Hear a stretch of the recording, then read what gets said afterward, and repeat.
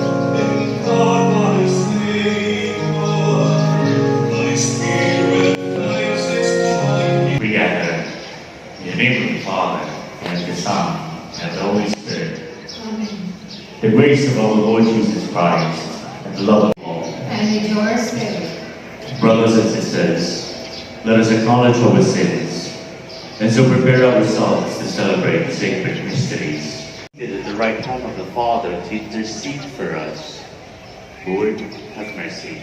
Lord, have mercy. May the Almighty God have mercy on us, forgive us our sins, and bring us to everlasting life. Amen.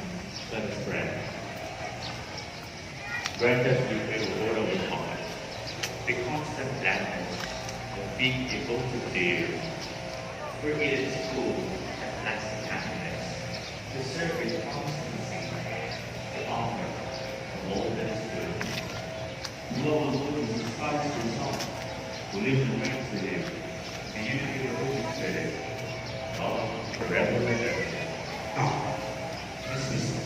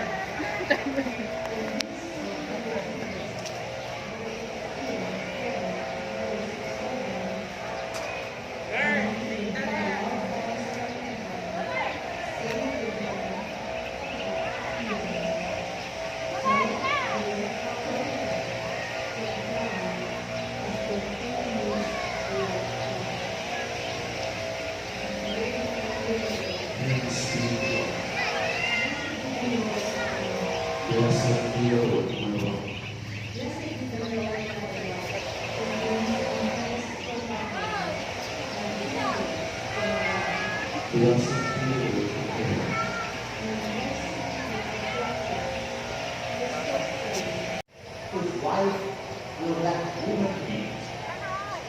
For all 7 are getting married together. Jesus said to them, the children of this age marry and remarry. But those who are deemed worthy to attain to the coming age and to the resurrection of the dead, neither marry nor are given in marriage. They can no longer. Sa pagtutipan, sa revelation na aming nabasa ngayon, puno-puno ng pagkas at pagkatapos ng tatlo nila ating apol. Sino muli mabubuhay? At ano ginawa ng ating Panginoon? Si Jesus. Na pagkatapos siyang ipako sa krus tumatay, anong sumunod? Siya'y nanawag sa mga kinaroroonan ng mga yumaw. At ng ikatlong araw siya nabuhay ng magbuli. At ang sino bang naniniwala sa Kanya? Ikaw ako at kakaroon ng buhay na walang hanggan. Kahit sa ibang relihiyon karamihan, ganoon ang paniniwala mo. Kahit madali lang na maniwala na mayroong buhay pagkatapos ng ating kamatayan dito sa lupa. Yun ang sinabi. Yun ang nangyari. Yun ang pag-asang ibinigay sa atin. Yan ang kailangan ng kasal. Bakit? Dahil para sa for the good of both spouses. Para sa kabubuti ng mga mag-asawa. Ikalawa, siyempre sana Hindi na natin kailangan ng kasal sa kalangitan dahil it is already fulfilled. Kung para saan yung kasal, hindi na tayo mamamatay. At hindi na kailangan na magparami.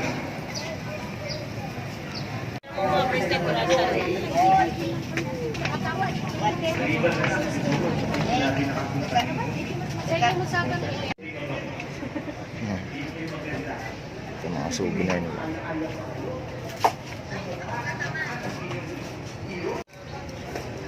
Hindi na nila kaya pangalagin. Takot na sila sa stage. Ano nang mayroon? Yan mga kaitlog, andito tayo sa auditorium nila. Bali may nakita tayo na nakasetup na mga speaker. Fiesta pala dito nung 17 pa. And then sa Sunday may rakrakan daw dito. Uy, maganda yun, rakrakan to the max. Ito na yung pinaka-plaza nila ng Manaoag.